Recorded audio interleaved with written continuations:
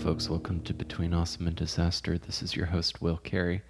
I appreciate you tuning in as always. Hope that wherever you are, I hope you're holding on to something optimistic, because that might be all we have in this world as I adopt the tone of someone recording his last dispatch before the power grid goes down. I have kind of relearning how to talk right now. I've been pretty busy between three different day jobs, one of which I don't talk a lot during the day. So I feel like every day when I get off, I have to reteach myself how to talk and how to interact with people in an organic manner. And I'm really excited because today on the show, comedian Kaytlin Bailey is going to be joining us. Kaytlin I've known for a couple of years. We haven't seen her too much recently, which is not terribly unique in comedy circles. All of us are pretty good a lot of us are friends. A lot of us know each other, and even if we don't see each other for a really while, we often pick right back up, like many good friends do, or anyone who shares a kind of bond or shared experience. And stand-up, I think, is one of those things that will bring people who do it together. Kaytlin is not only incredibly funny, incredibly honest, but she's done a one-woman show, and I hope I get to talk to her about the process of doing that. She also is incredibly driven when it comes to DIY kind of stuff, like putting together tours, things like that, which is something I want to learn more about. So if you're an ambitious performer or a comic, we'll see if we can't talk about that a bit. Kaytlin's on her way here now. We'll get to the interview in a few minutes. Again, as I'm sure you might be sick of hearing me say by now, I'm going to be doing a half-hour co-headlining show with my friend Tyler Richardson at the People's Improv Theater in Manhattan on February 28th. I'll have a link for $7 tickets in the description. Part of my goal for this year in the self-actualizing stage that January puts me in is I'm going to try to do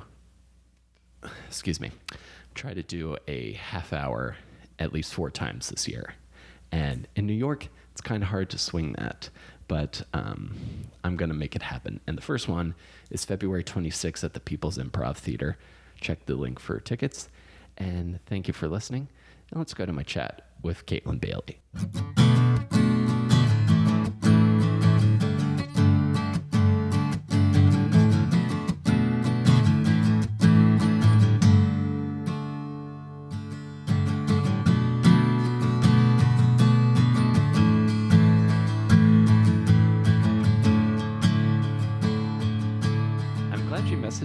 Because you were someone I was like, oh, I should have Kaytlin on at some point, and then you were like, I want to do your podcast. And I was like, I want you to do my podcast, so that was like a perfect working out. I haven't been getting up like as far as doing like mics and like 5-minute spots as much lately either.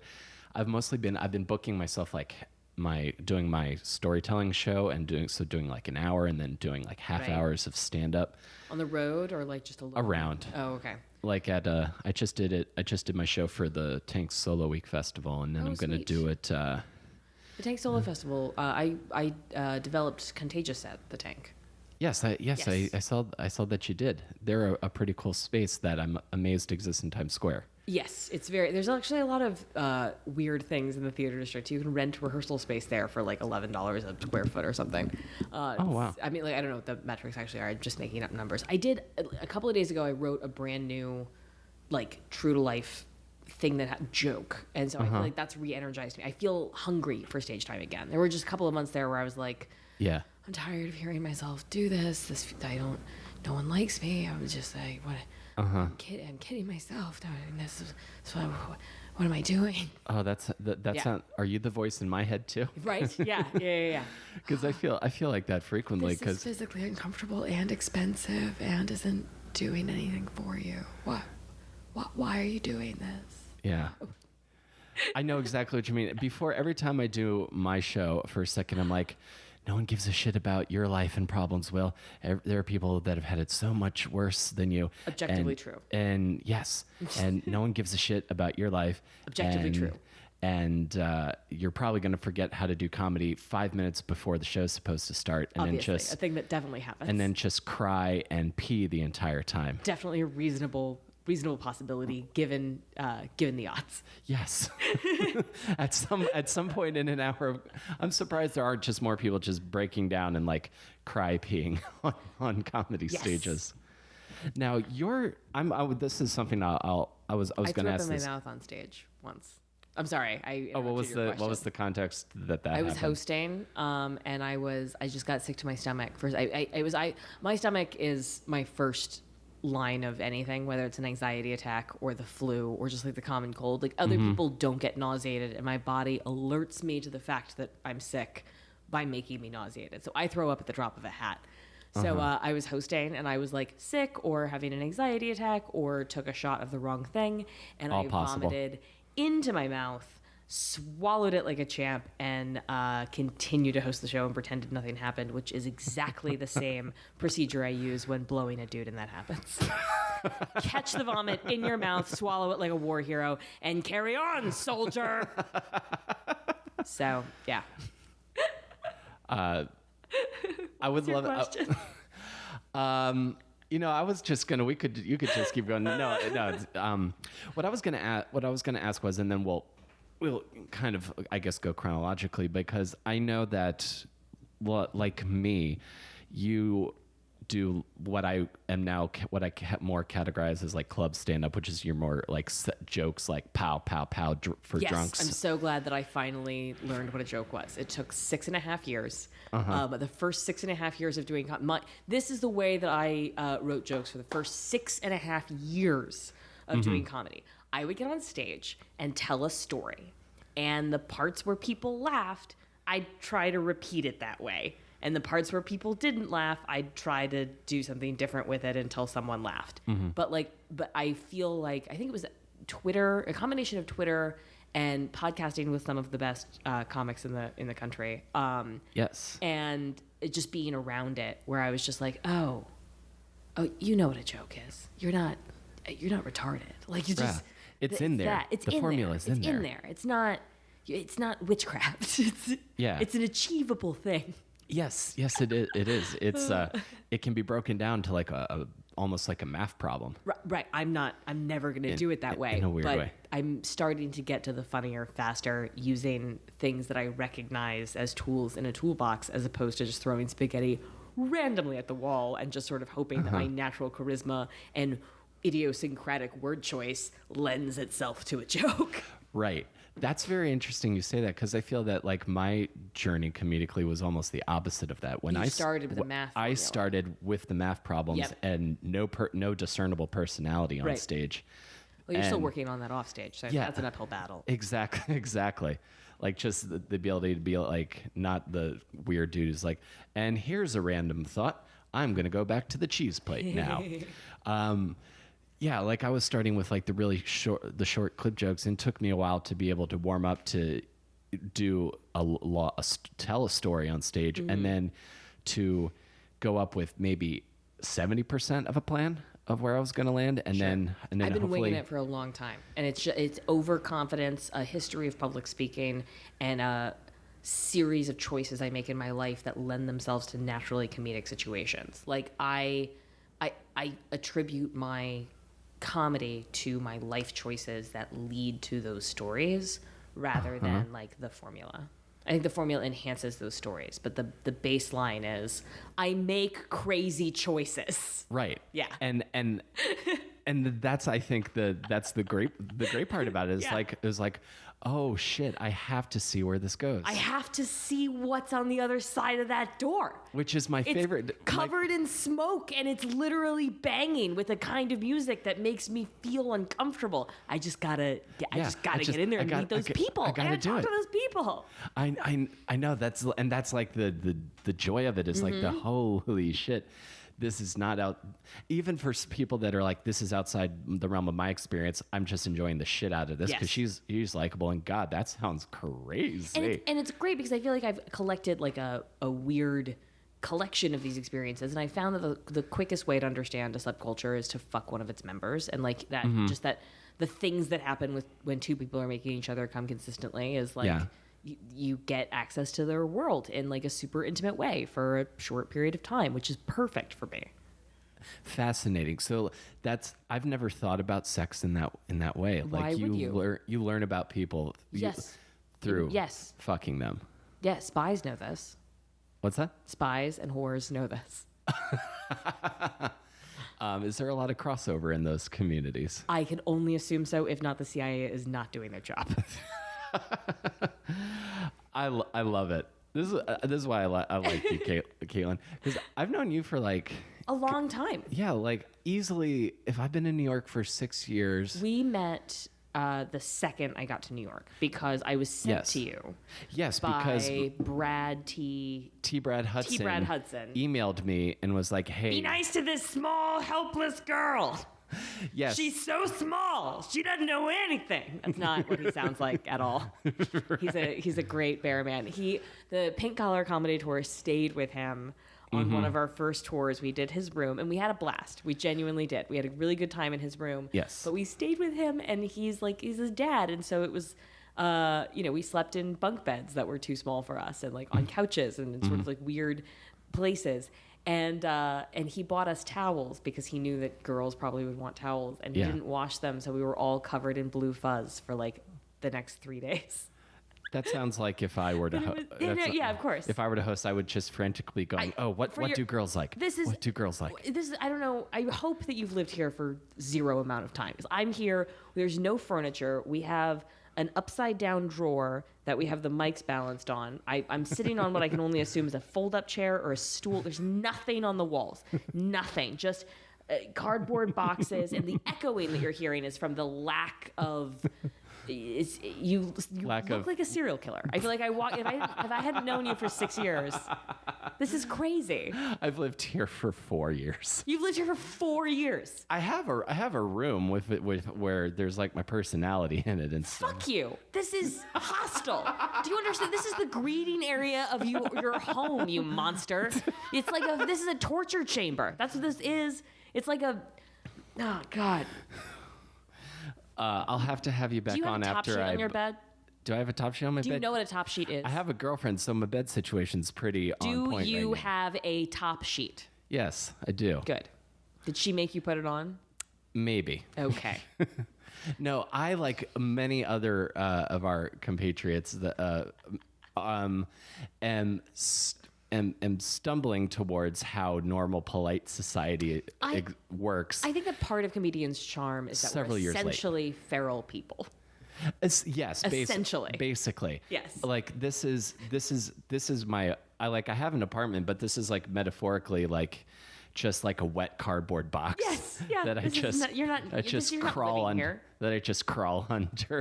when I'm not out. I'm not out chasing the dream, man. Yeah. The other memory I have of you from those times, because first off, like I was like, at the time I didn't have too much in the way of like ways I could like help people. Yeah, like that was really I was going to do what I could. He sent me to you, and you were like, I am also an open micer. I've been here for like a month and a half. No one likes me. No, yeah. Well, I hadn't made any friends yet, and then the other memory I have of you is at the old $3 tavern. Oh, you were doing some joke, and I was trying to be funny, and did I smite you and tag it? Well, you went to hit me in the shoulder, but you accidentally plunged your finger into my eyeball. Oh, that's right. I scratched your eye. That was in the first couple of weeks of knowing you, right? Yeah. This was like introduction, eye poking. And just I don't know if your listeners can see. I obviously don't have a camera set up here. Anyway, you were twice my size, right? Yes. Easily twice. Yeah. Right? Oh, yeah. I'm easily like a good foot taller than you. I am 5'2". Okay, you're 5'2". Okay, I'm a foot and a half taller than you. Yeah, I was like, it's more than a foot. easily a couple 100 pounds heavier than you. Yeah, I would say you're probably 200 pounds heavier than I. Yeah. And you're like almost 7 feet tall. That's not about. Yeah. Yeah, like it's crazy.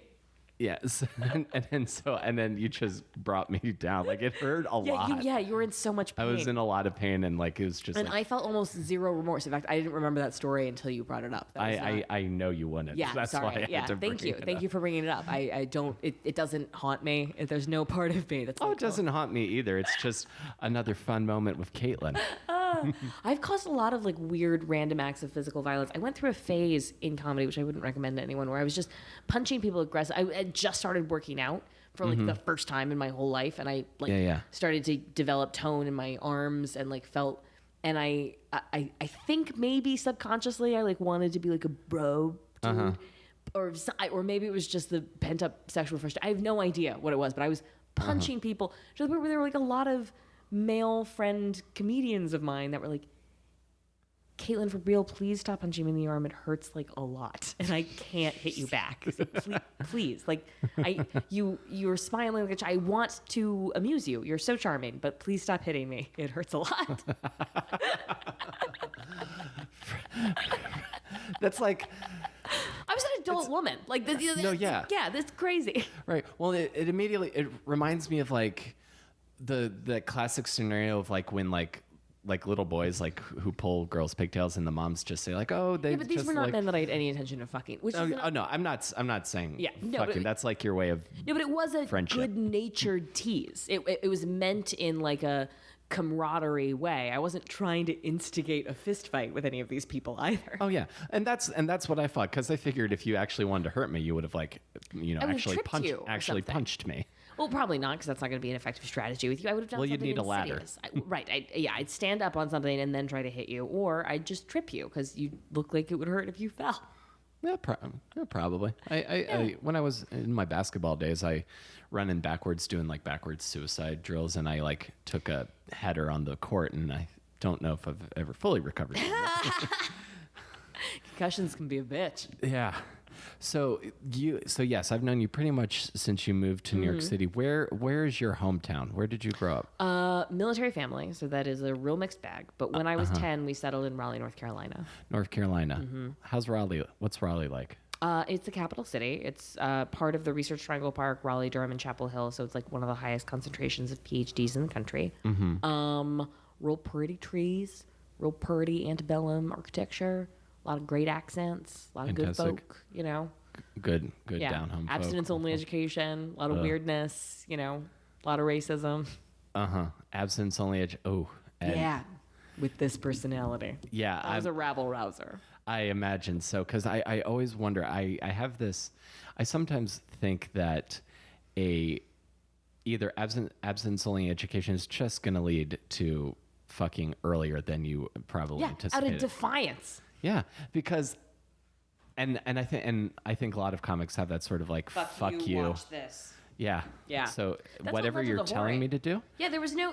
I didn't need money for anything. I come from money. I didn't. There was no need that I had that wasn't being met. I didn't develop a drug addiction. I didn't need money for college. My food and clothing. I had a generous allowance.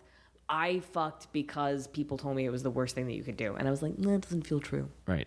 I want to get into that too, and I was going to wait for you to bring it up because I didn't know if that's like the thing everyone wants to talk to you about. Everyone wants to talk about it, but like it's also my favorite topic, so like I'm chill about it. Great. So, was your dad or your mom in the military? My father, 30 years, 3 wars, 4 tours of duty. Oh goodness. What rank was he? This gets complicated, but he retired as a warrant officer. Yeah, Army warrant officer for safety compliance. He was also Green Beret Special Ops. He flew helicopters. Later in his career, he flew Apache helicopters, which I know is a thing. He did a lot of stuff. He's got the Bronze Medal of Honor. Like there's like stuff.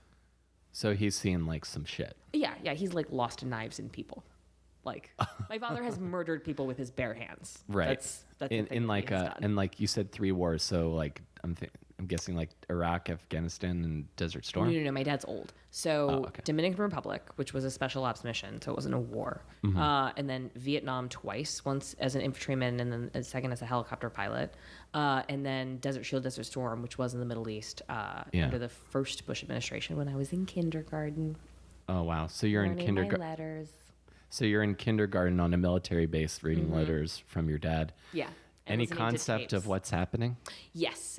In the he would make me tapes because I wasn't reading yet. I was just practicing my letters. So he would record these stories. So they were like bombs. Like he's at war and he's like talking into this tape recorder, being like, "So there's a bad king, and we drew a line in the sand, and we told the bad king not to cross it, and we were gonna let the bad king survive, but he came over the line, and so now we're involved." Like that's the kind it's of almost like the explanation. children's book version of Desert I Storm. got a children's book version of Desert Shield, Desert Storm, but I knew that my dad, like every army child, my dad was fighting for freedom in America and Yes. chocolate chip cookies. Of course, and apple pie and like fireworks. And true to my whole nine father's yards. convictions, my father is a conservative man. Yes. But he has raised a rabble-rousing daughter. As And I he- feel happens sometimes. It does. It's a pattern. We are not the first odd pairing of father-daughters in human history. But he believes in freedom of expression, freedom of speech, artistic freedom, freedom of movement for women, freedom of sexual choice, freedom. He's aggressively pro-choice. One of his sister's friends died from a back alley abortion before Roe versus Wade in Kansas. So like, he's on my side, like in an Right. aggressive way. He just doesn't want to hear about the dicks, which makes sense. He's fine with me talking about the dicks. He supports Sure. my right and choice to talk about dicks. He recognizes it as a part of fighting the fight for free speech. But Part of why he served. Part of which why is- he served, absolutely. That's in the Constitution. Yes, absolutely. So we agree on some big principle, big picture issues. But he's my father, and he recognizes that he is a unique audience member in that way, and maybe doesn't want to think about it in quite such graphic detail. I would imagine. Yeah. I would imagine so. So he gives me artistic freedom by choosing not to read my stuff and choosing not to come to my shows, and it's the most supportive thing that he can do because I don't have to write jokes. Asking myself the question, what if dad sees this? Right. Which is something I definitely think about because my dad is probably going to see my show at some point, and he plays a pretty big part in the through line. And like we've talked about some of the stuff before, but I don't know if he's ever seen me try to entertain people with it. I saw something beautiful happen. You know Jay Okerson, right? Yeah, I know Jay. I went to the taping of his special, which was an incredible experience. It was an incredible night, and if you have an opportunity to see his special, you absolutely should. I haven't It's seen it. I've hilarious. listened to it. It's hysterical. So good. It's so fucking good. But I was there, and his dad was there, his biological father. And Jay has a very funny and very long piece about just how tiny his real biological dad's dick is and the embarrassing consequences of that. And it's fantastic. But he killed. And his father was beaming with pride after the show, introducing himself to everyone as the little dicked dad. And I thought it was just magnificent. So if your parents can see you kill, I think it's fine. But if you bomb, it's going to get weird. Yeah. So I'm gonna have to crush it. Yeah, you have to crush it. when I actually do it. All right. Which I didn't do in front of my mom, and now she's not allowed to come to my shows because I am a child. Gotcha. I was just about to ask what's We have a what is toxic your relationship. I saw you and your mom? her do this like hand in forehead during one of my shows during a sold out Pink Collar Comedy Tour show in DC, and I lost my mind. well, where in DC? Good question. It was with Black the Cat? Capital City Showcase. No, it was in a theater behind an art museum. So there was like an art exhibit, and then like a wall opened up, and it was like a black box theater that sat 50. Great. Which we sold out. We sold out 50 seats, but still, Yeah. That's fucking great. Thank you. That's really awesome. I like seeing my friends do cool shit. Yep. So you and your mom, not Rory and Lorelai. No. We're really different people. My dad and I are more like that. I think what happened was my father and I are wired the same, except he's 40 years older and is a man and grew up poor. I was born 40 years later. I am a woman and I grew up with money. And so those things have shifted and changed our personality and perspective. Like freedom means very different things to my father and I. Yes. Like my father would like the freedom to eat as much McDonald's as he wants and hit people, and I want the freedom to fuck whoever I want for whyever I want. So we're just different in that way. But my Right. mom, But he will also defend your he will absolutely ability defend me, and I do my part. I defend. I understand. I think the soda tax is stupid. The nanny state upsets me.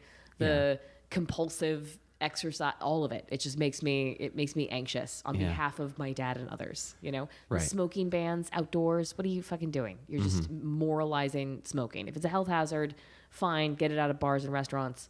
But, you know, whatever.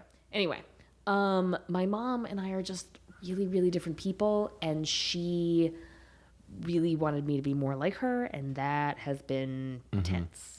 Is she like more like conservative? No, she's like a party girl. She like likes fashion and like hanging out with people and organizing parties, and you know, she's a social butterfly. She picks up conversations with strangers everywhere.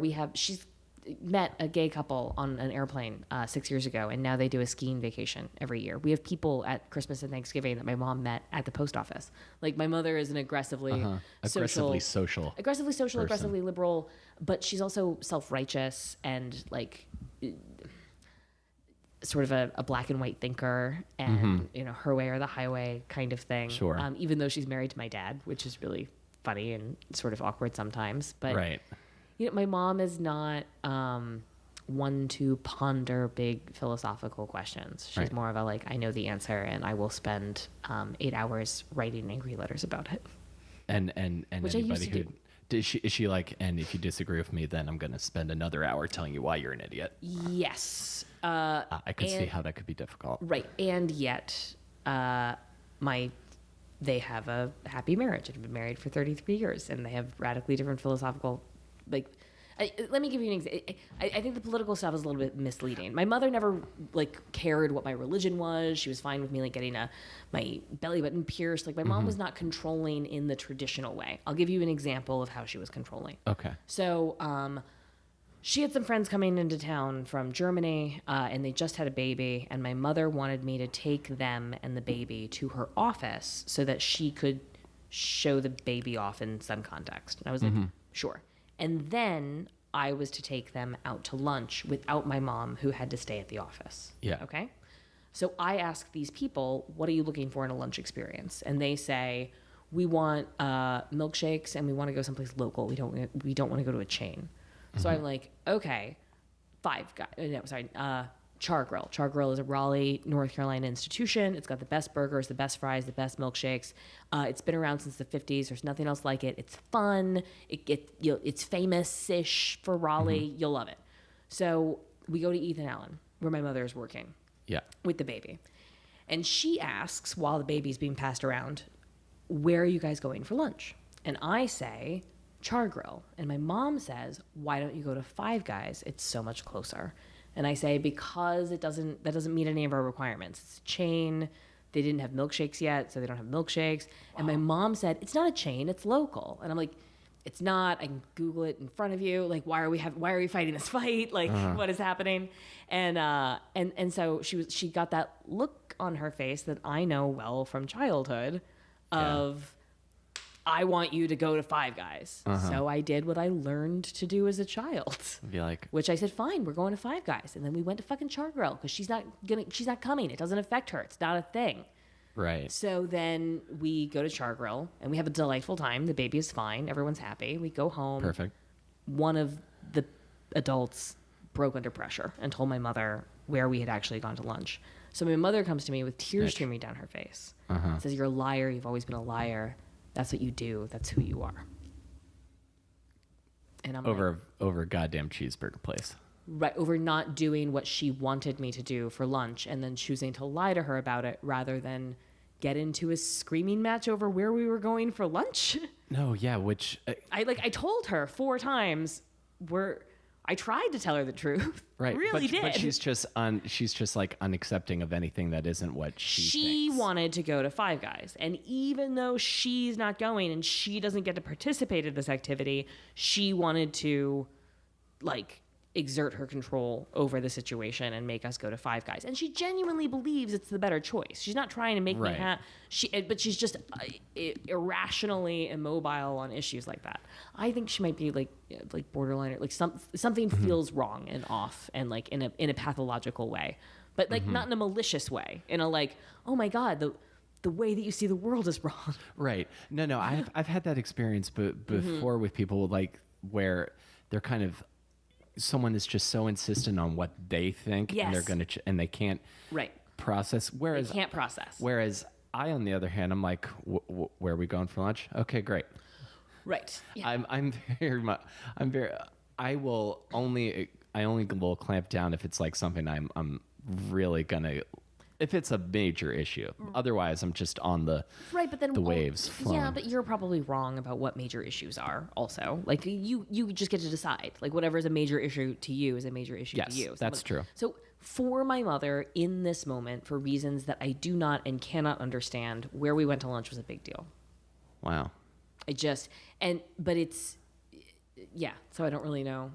My next question was going to be, so what drew you into having sex for money? But I'm starting to put the pieces together. Maybe Control, autonomy, the ability to lead a secret life, how sexy it was, the fact that it turned me Yes. on. It was great. All of it. Yeah. So can we get into that? I'm interested Yes.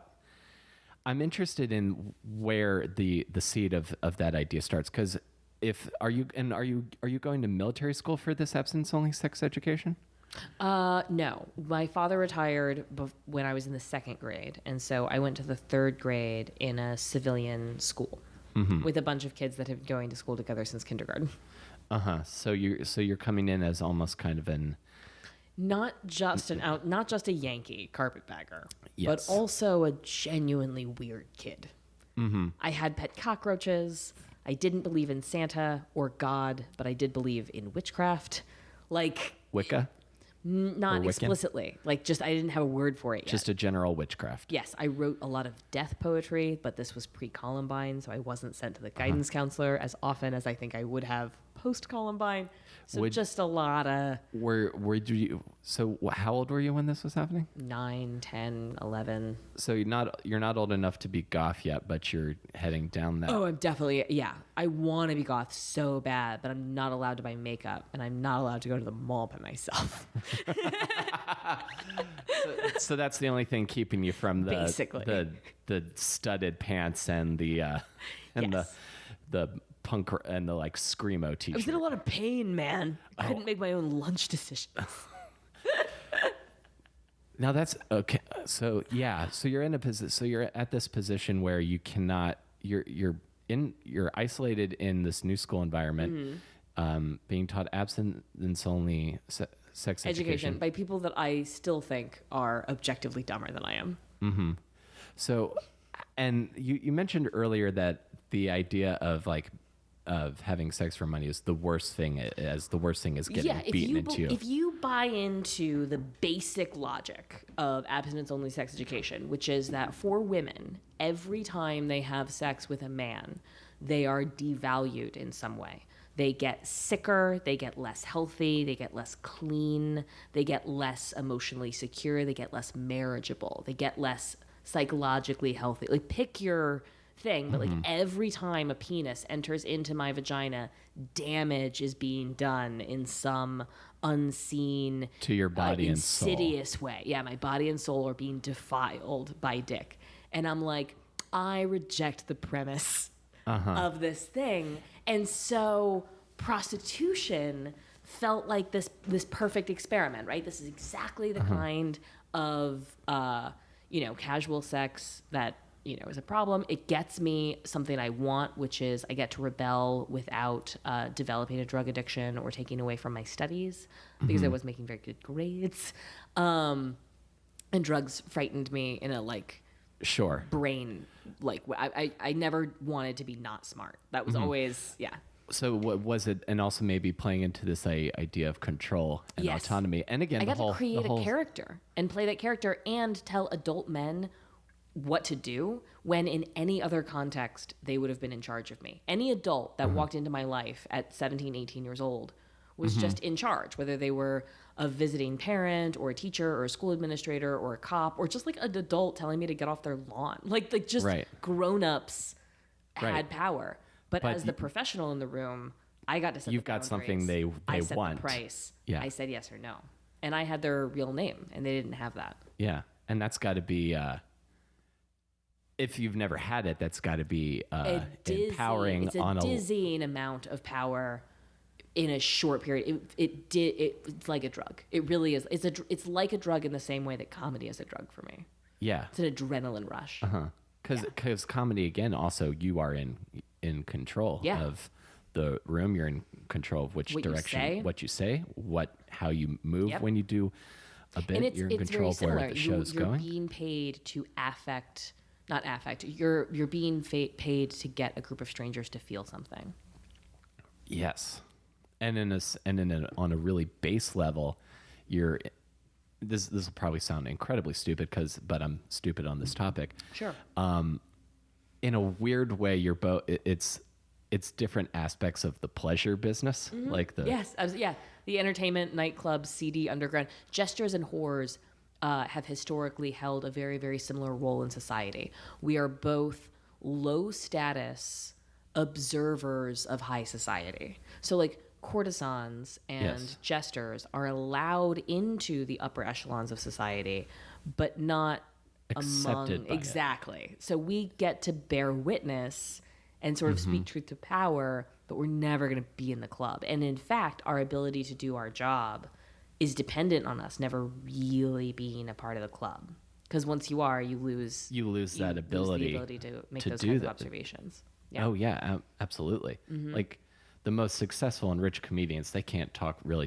No one's taking their opinions and speaking like truth to power seriously. I don't know, Jerry. I thought Jerry Seinfeld's interview with the president was really interesting in that way. I still have to see that. Yeah, I think it's worth seeing. I think Louis C.K. does a really good job of this in terms of poking holes at like big assumptions that we make collectively as a society. And just as sort of thoughts that you think about and never really think about why you think it. Yeah. You've just heard it parroted a bunch. Yeah. Yes. Yeah, things that feel so obvious they go unexamined, and then when you poke a hole in them, they fall apart.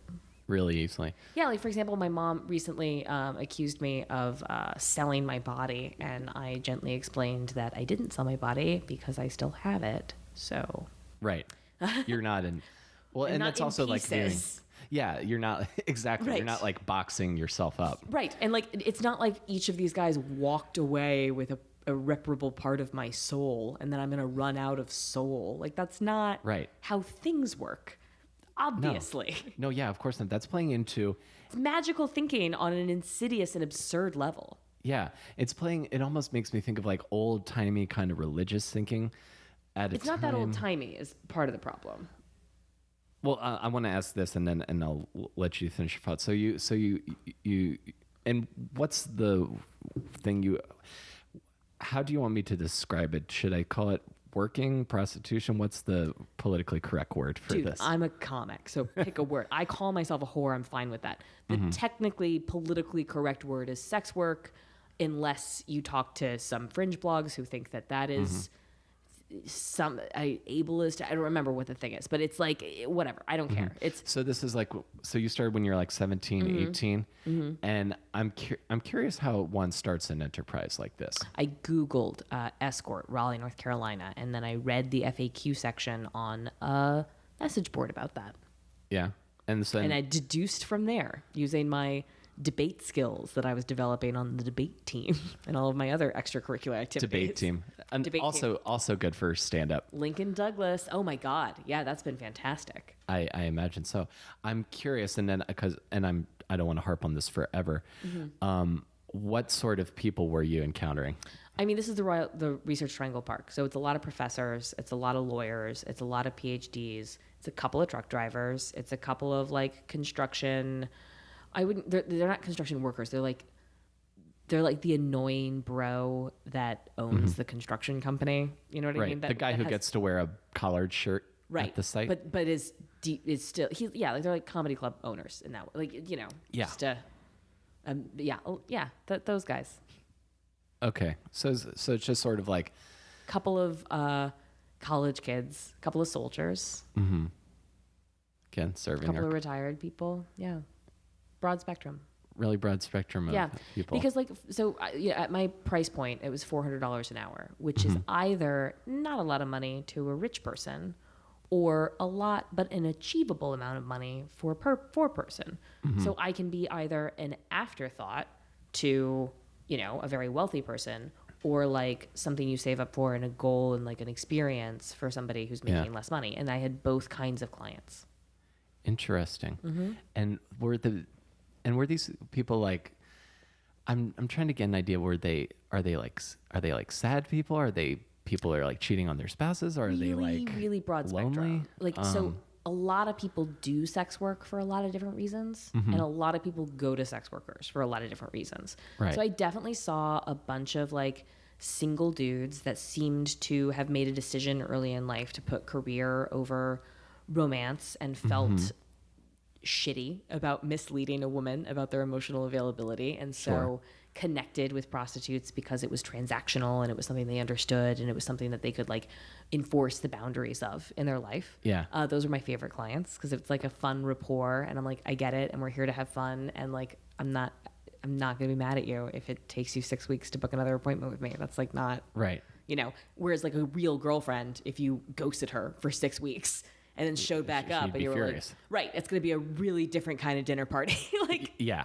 So that was great. I saw guys in different kinds of marriages.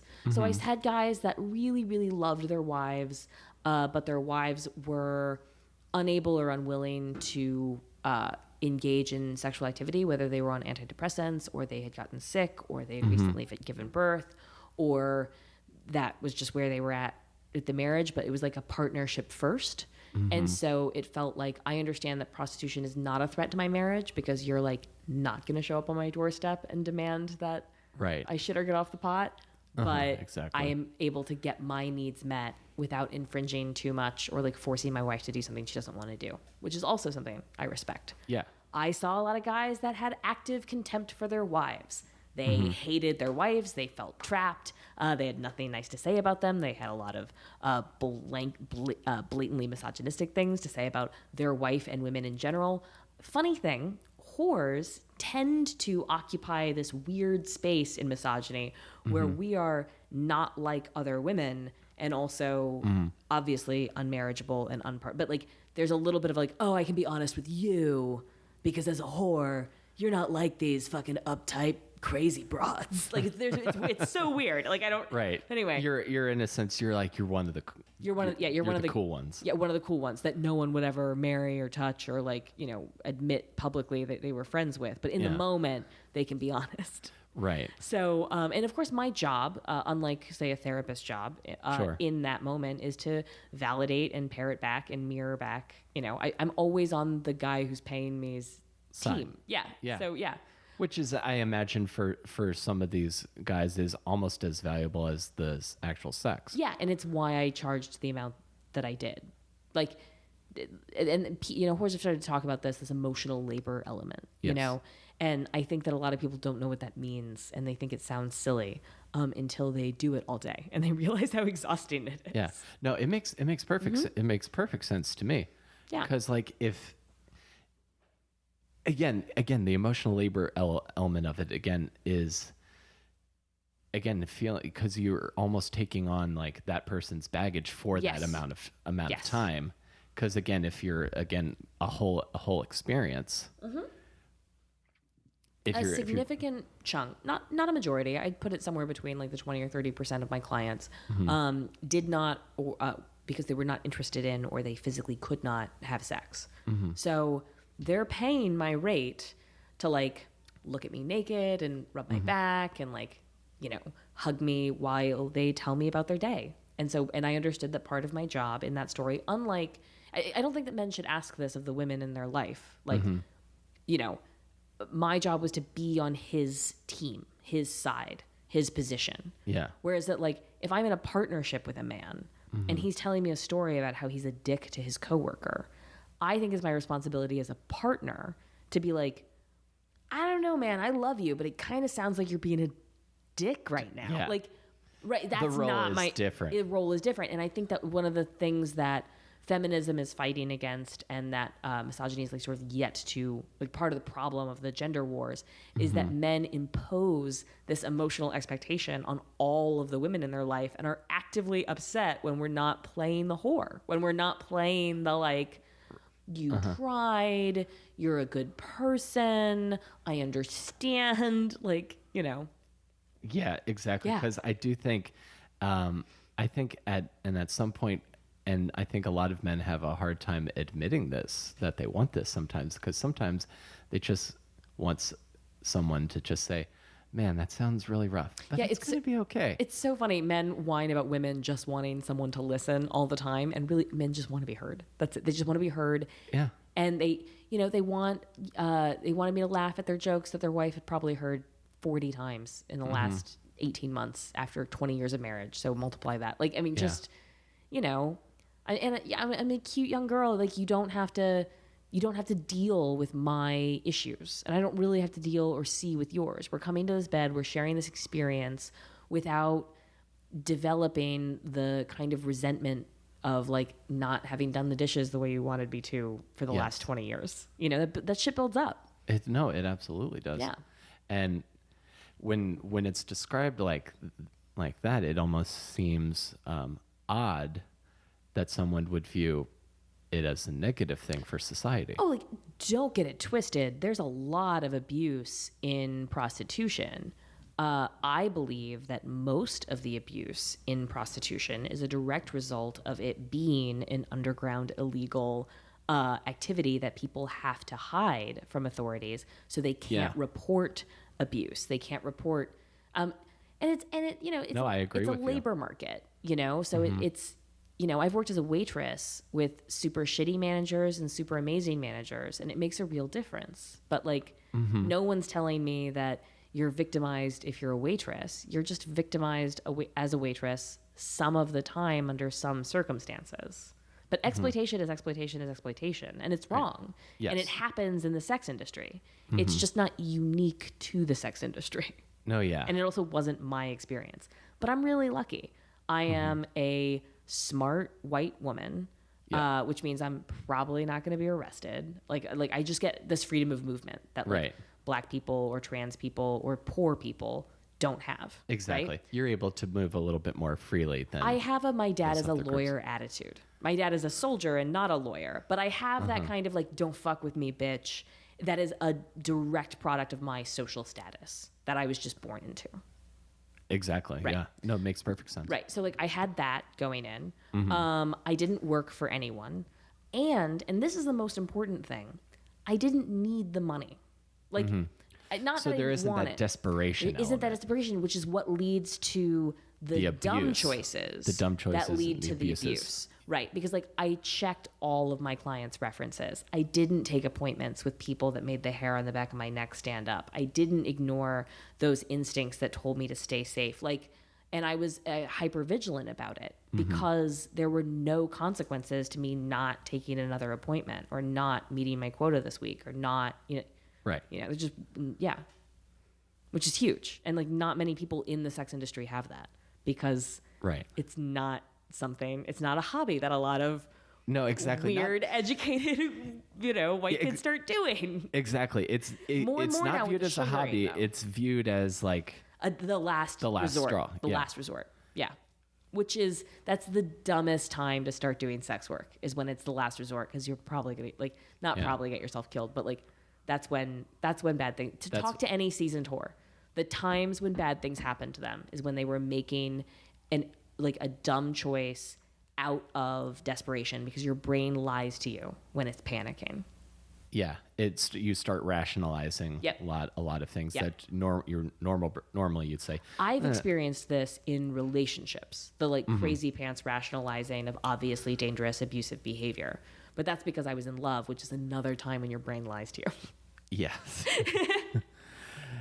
Well, and yeah, the love thing and especially because I've been burned a couple times, so I'm like I don't have too many healthy examples of what couples are like and what relationships are like, so I do have to do a lot of, is this me being insane or is this a problem? I do a lot of like, I think I killed the part of me that's capable of genuinely bonding or pair bonding with another person. you seem to be doing an okay job now. No, Victor and I broke up. No, I meant in this conversation. Oh, I didn't know you were with Victor. Oh, yeah. No, I mean pair bonding. You and I are not. I know exactly. Cohabitating, kind of. Sure. We're not going to make pancakes together or like argue about our mother-in-laws. Like that's not in our future. And that's fine with me. So. And so how long did you do sex work? Good and also unanswerable question. Okay. Having once done sex work is kind of like having an easy button you're not supposed to hit over and over again.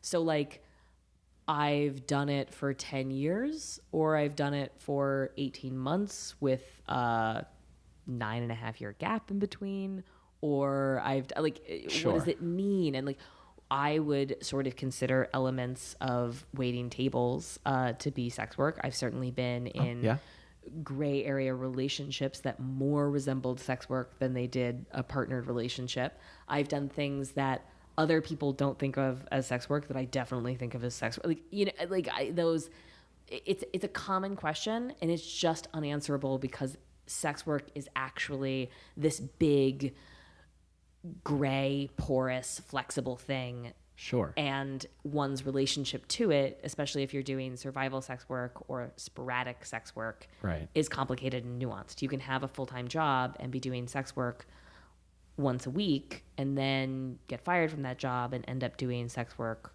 5 days a week. Mm-hmm. When did you start doing sex work?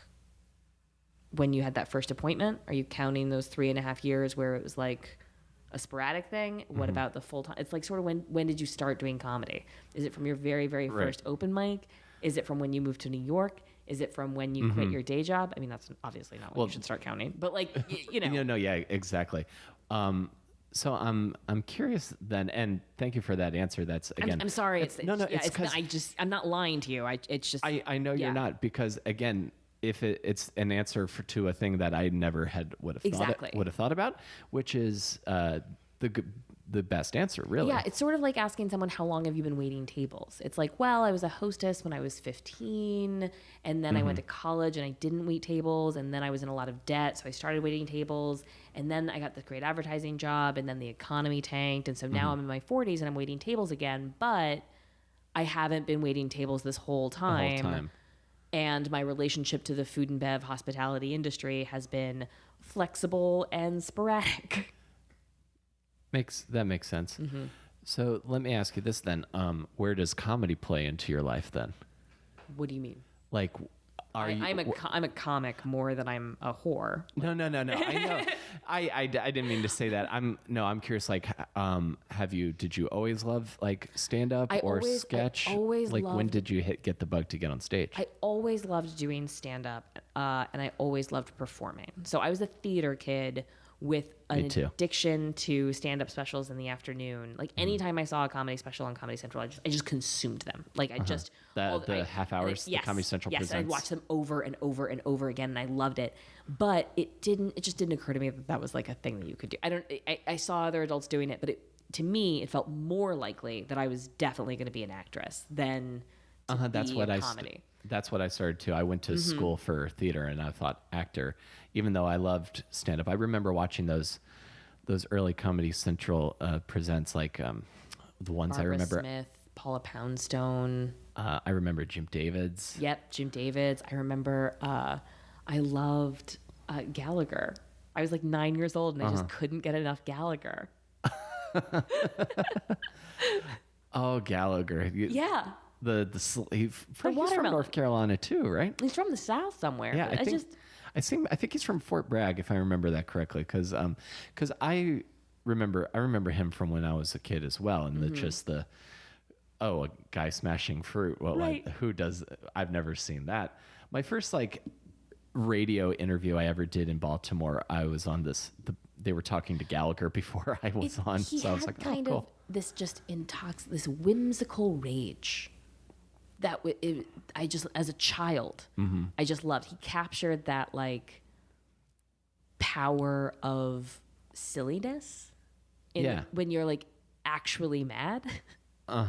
Yeah, you know? Yeah, exactly. Yeah, and like, which is just really powerful as you don't have any power as a child, like, you know. And so he felt like silly. Like, you can't get in trouble exactly for like trying to be cute.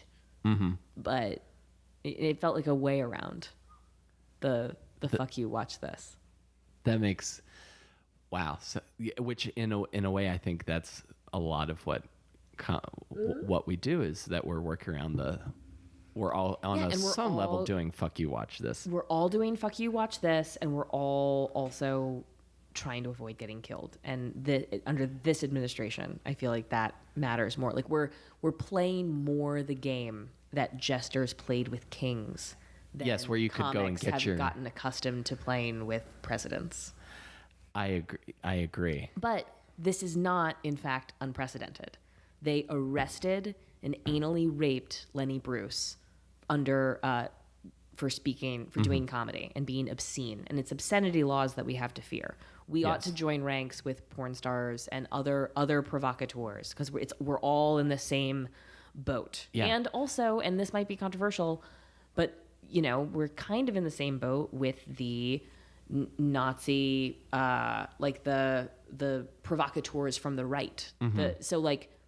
I defend people's right to speak their mind, even if the thing that they're saying is something that I vehemently disagree with.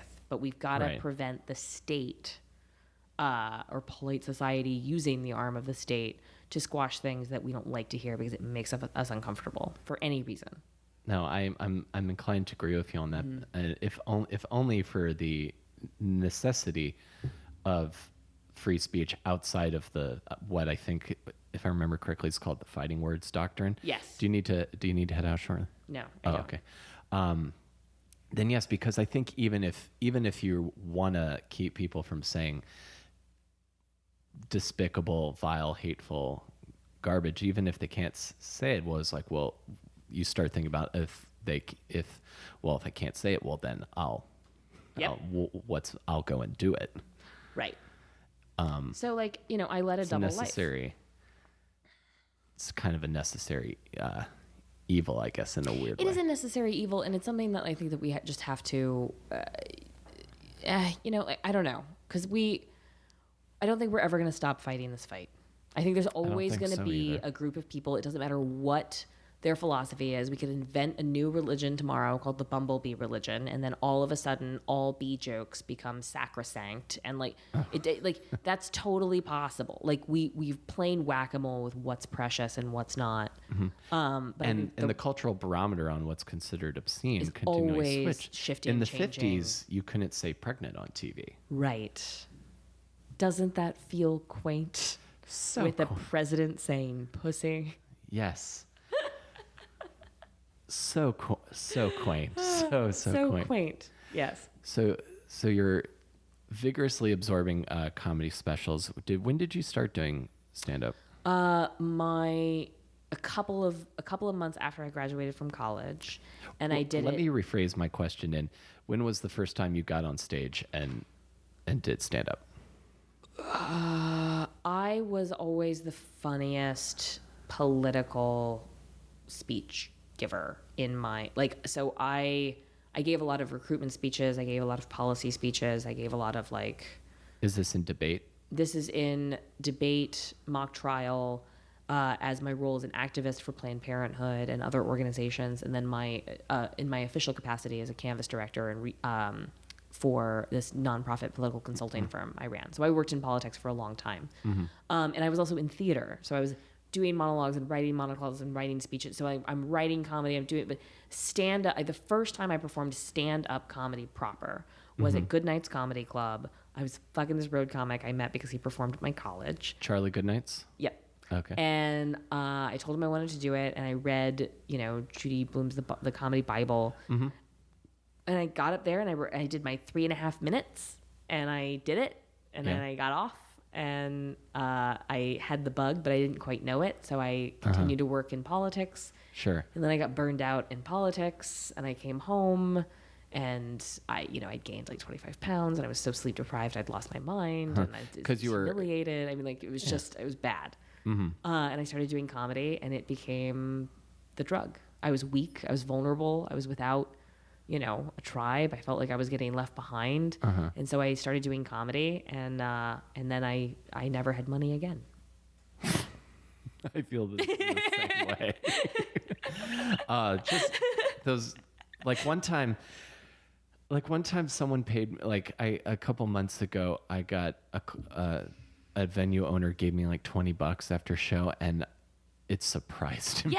Yes. I was like, Oh my gosh! In fact, like this is the issue. Andrew Jackson was like smiling at me a little. Yeah, I could tell. I mean, he was a weird dude. Yeah, he was another racist populist that we've had. Anyway, that's one of the reasons why I started the Cake Comedy Tour, is because I wanted to solve the problem of not making money in comedy. Yes, and I'd love to talk a little bit about this too, because the thing I love about you, other than being incredibly funny and charming, is that you're one of the most driven people I know. So I love this DIY punk rock ethic kind of stuff. Because to me, what you do and what a bunch of our peers do and what I'm trying to do is the equivalent of booking a basement show or booking a basement tour. Yes. So I want to talk a little bit about this. Well, now, is Cake the replacement for Pink Collar? Yes, it's the same group of girls. It's Carey Gravenson, Abby Crutchfield, Kaytlin Bailey, that's me, and Erin Judge, and our initial spell Cake. And they've spelled Cake the whole time. But we toured for 4 years as the Pink Collar Comedy Tour, and we're just tired of that name. And it's just time to rebrand. It's like they hated it the whole time. They finally got up the courage to tell me. Cake is good. They strong-armed me, and now we're called Cake. So that's it. We are. When is this podcast released? If you need me to put it, I could put it up next week if you'd like. Let me just hold off on that. We may be debuting in Boston, but our first tour that we're doing with this new Kickstarter DIY underground support the arts model is in Philadelphia.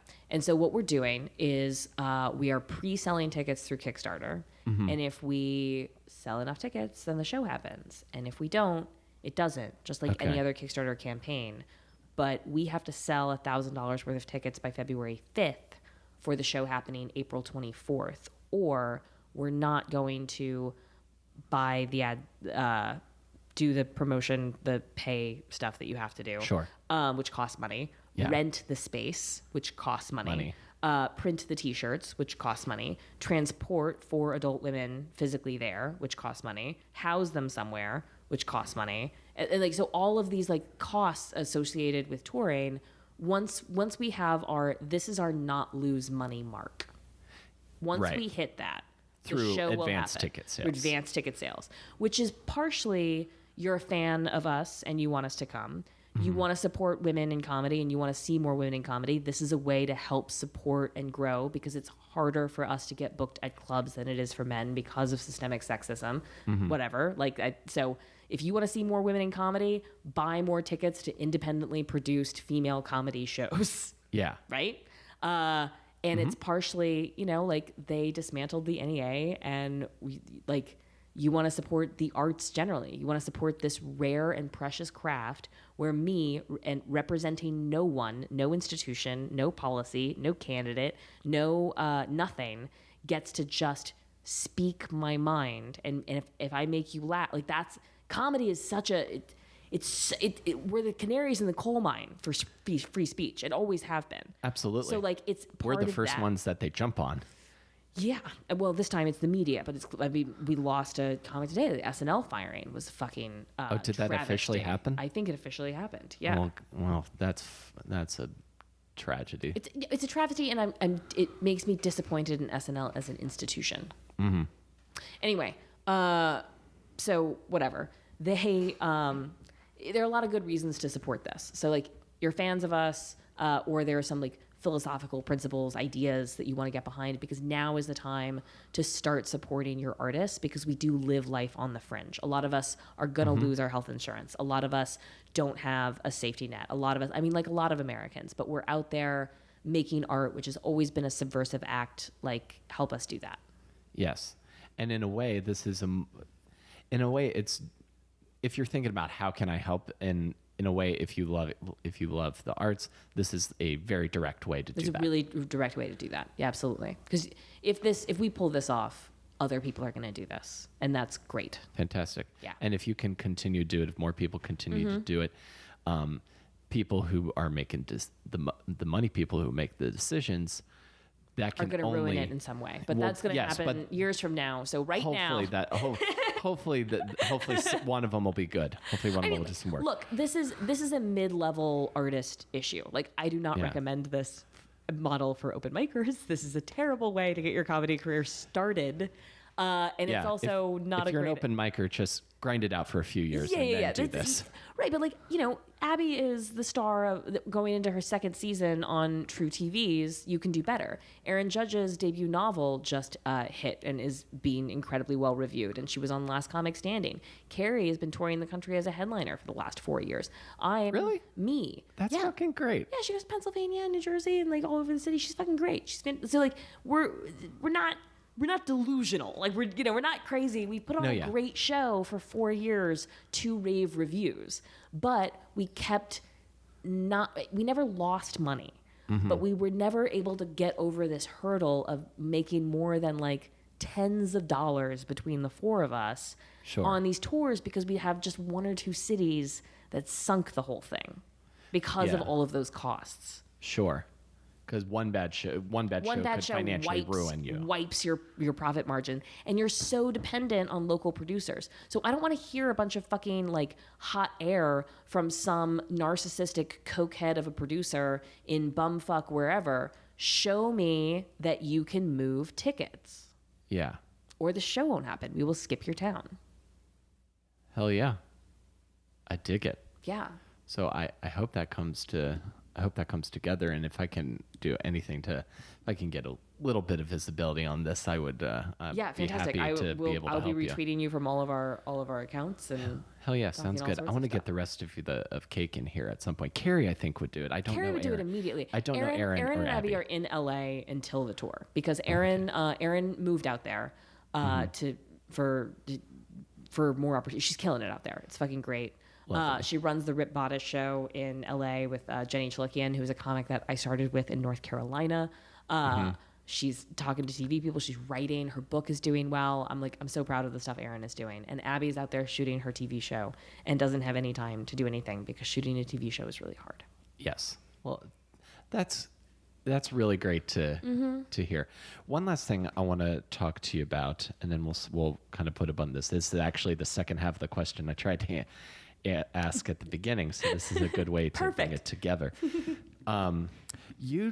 You did a one-woman show recently, called Contagious. Yes.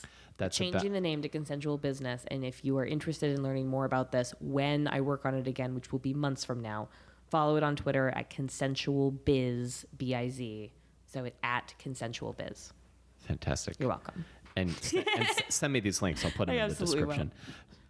I'm curious what your process was from being a nightclub comic and, having to kind of deal with drunk, what I would not consider the most, maybe not the most common. The art and rhythm and expectation and context of comedy is radically different from the content and context of a one-person show. It just is. Yes. I am aware of this. I'm curious, did you ever have moments when you're trying to do material about doing sex work in a club and then realizing that maybe this is what's the I did. Would you like to hear my nightmare story of how I learned not to do that? Absolutely, I would. So here's the truth of it. The truth is that I frequently talk about being a sex worker and doing sex work and clients, and I compare Donald Trump to one of my least favorite kinds of clients in my set now as a comic. Yes. And that goes over well. People buy that. I'm like, I'm a sex worker. And they're like, great. Fantastic. Moving forward. When I first started talking about this 3.5 years ago, it not the same, because you cannot make your audience more comfortable with something than you are. So as I was like first coming out of the closet and had all of these apocalyptic fears about what would happen to me or what my future would look like or what my dad would think or what this would mean for this dream that I thought I'd let go of, but obviously hadn't quite, of like being the spokesperson for a national political campaign of some kind, what that would do. And I just started talking about it. So Aaron Berg, who is an incredible man and such a gentleman and has been very generous to me, I saw him talk about being a male stripper, and I accosted him after a show and bullied him into letting me ride in the cab with him to his next gig. And just Aaron Burke, who does Frantic? Yes. Okay. Aaron okay. Burke. I'm just married Christine perfect. Meehan. He's a good dude, hilarious comic, and he had a one-man show about being a male sex worker. And so I like chased him down after a show. We had not met, and then I just assaulted him with my story of like, I did sex work when I was in high school for no reason. It was great, and I worked at Starbucks. It was so much worse. I mean, like the whole thing. And Working at Starbucks is so much worse. in every single way. So I got sicker working at Starbucks, being exposed to the germs there than I ever got. Anyway, so he was very generous and helped me sort of start developing that material in a one-woman show way, and planted the seed of it being a one-woman show. And we did that at like the Vagabond Cafe. And he invited me to Toronto to debut this brand spanking new series of stories I was telling in a comedy club during a show entitled New York Comics instead of a show entitled Sex Workers Revealing Their Sex Worker Stories. Right. So it was me, Aaron, Louis J. Gomez, Dave Smith, and Jay Okerson, and me not doing my A material, not doing my comedy club material, not even attempting jokes. Just telling stories about having been a high school prostitute. For probably one of the first couple times, and really personal stuff. At a huge club in Toronto during the North by Northeast Festival with like which is like, like the South by Southwest Festival, North by Northeast Festival. They put me up in a hotel room and I just bombed every night. And this is how Jay and Dave and Louis met me.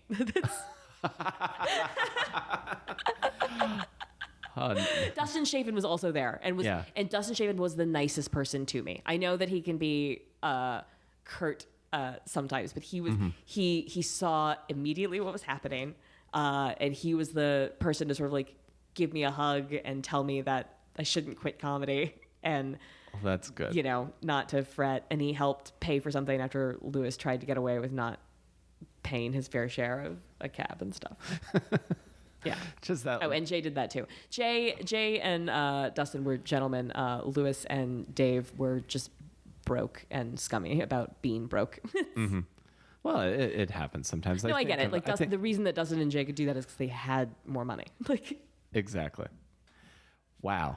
So really, after that, I bet workshopping it in New York is just a breeze. I got to tell you, it was literally the guy that runs Yuck Yucks in Toronto, and it's a whole chain of the largest booker in Canada.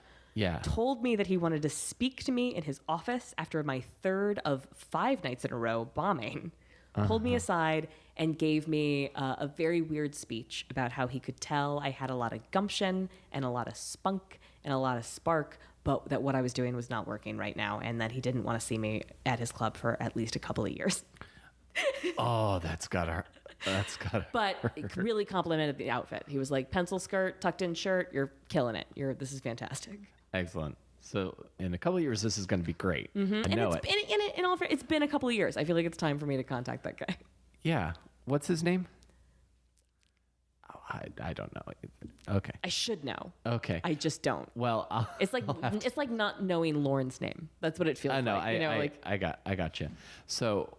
This will be out in the universe, and if anything, I imagine, because I do get some downloads in Canada. Maybe fantastic. Maybe somebody will email you in, and you could forward me that. Yeah. Oh, if I could help bring this thing full circle, then that's all I could ever hope for. All in all, it was a positive speech. I was just doing so poorly.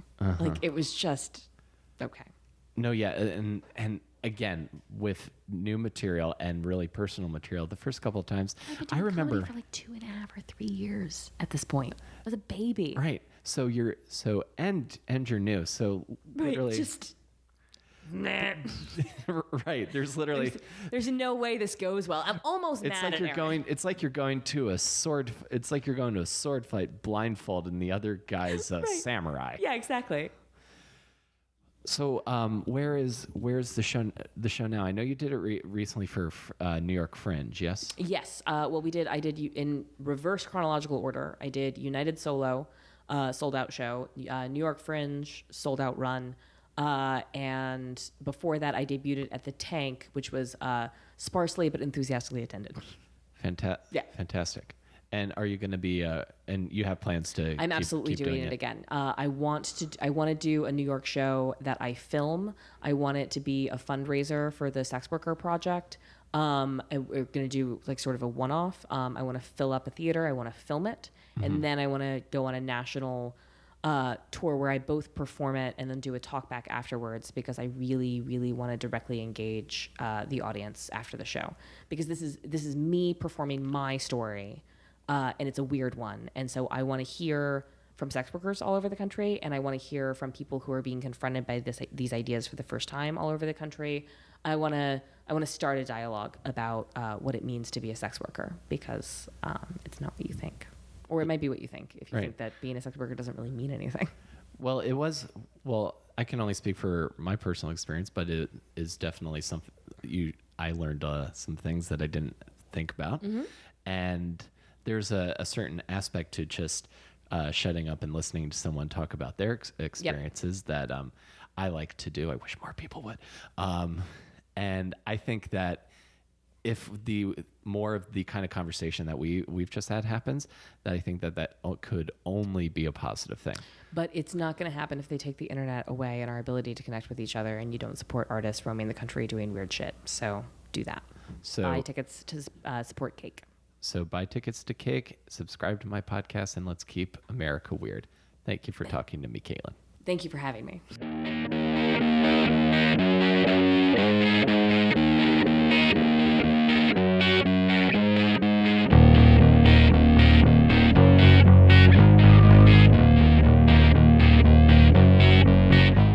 What a hell of a story Kaytlin Bailey has. I'm so glad that she was able to come over and talk to me. And it's also great to just see my friend. As Kaytlin mentioned, make sure if you guys want to support women in comedy and unique independent art, just follow Cake and support the Cake Comedy Tour on Kickstarter. You can go to kickstarter.com, and I will have links for that in the description. You can also follow me on Twitter at Comic Will Carey. That's at Comic C Will Carey. And you can always go to my website, willcareyisfunny.com. And if you haven't already, you can post a review or rate the podcast on iTunes. Those are quick ways to support, and I appreciate it very much. And also, I will be doing my half-hour stand-up show with Tyler Richardson at the People's Improv Theater, February 26th. And tickets are going to be $7, and I hope to see you guys there. And I'll see you next week between Awesome and Disaster. Take care, everyone.